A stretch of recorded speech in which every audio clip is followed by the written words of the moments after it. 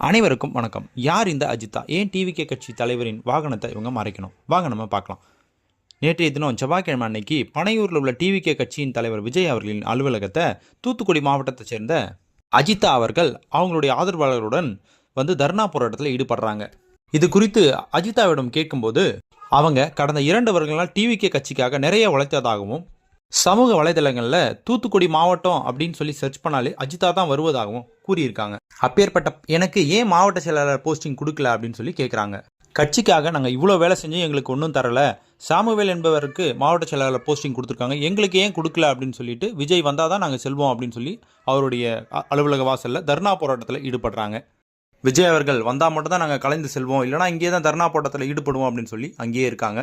கலைந்து செல்வதற்காக கட்சியின் முக்கிய நிர்வாகிகள் இவ்வளோ சொல்லியும் கலைந்து செல்லாமல் விஜயினுடைய கார் வந்த உடனே அவர் காரை மறித்து எங்களுக்கு ஏன் நீங்கள் மாவட்ட செயலாளர் போஸ்டிங் தரல அப்படின்ற மாதிரி கேட்குறாங்க.